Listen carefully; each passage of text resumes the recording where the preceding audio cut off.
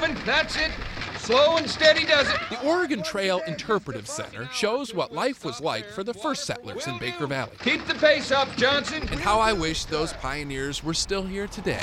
Here's the exciting part. Because I could have used a good team of oxen to pull a story Eric Colton. out of this covered wagon. You're not the most outgoing guy.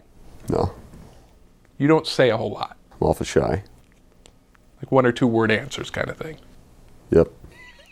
Chatty Cowboy here Am I supposed to look right into that thing? No. Oh, lives on a 4,000-acre ranch with his equally camera-shy wife, Darcy, their daughter, Shelby, and their son, Talon, who they swear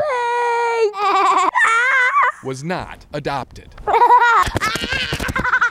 Eric and Darcy met in school, and true to form, You realize how strange this is going to sound to most people? I know. he proposed I guess it would.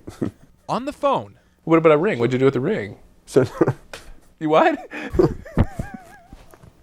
I sent it in the mail, Uninsured. but she got it. Yeah, she got it all right. The letter folded in the box said, "Howdy." He starts every letter, "Howdy. How's my fiance?" I should probably explain. Eric isn't that shy. He was just never around here. After high school, he joined the Marines, lived in California, Japan for a while, came home briefly to get married. Yes, he did see her for that. But then left again on a 7-month tour of duty that gave him the story of his lifetime. But I think probably every day. Sometime a day I think about it. Eric fought in the Gulf War and was one of the first ones in to liberate Kuwait. In some of the villages they had women and men just murdered right there in their lawns and still laying there. For a guy who's not a big talker, this is perhaps his toughest subject. And yet to really know Eric, all you have to do is stop for a minute and look at the flag. Look at how he placed it so prominently in the center of his yard.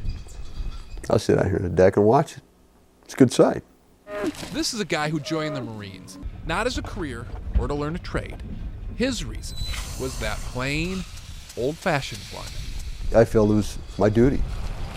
And maybe that's why, if you ever go to the George Bush Library in College Station, Texas, if you go into their Gulf War exhibit, you'll find there, encapsulated in mylar, preserved forever, a letter from a soldier that begins, "Mr. President, howdy." The library picked that letter over the thousands of others sent by soldiers because they say it was one of the most sincere and simple. "We will not let the American people down," Eric wrote.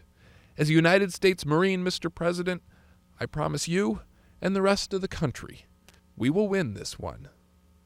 I've never been a big believer in you had to talk to get across to somebody. It's what you do for them, or certain things you do.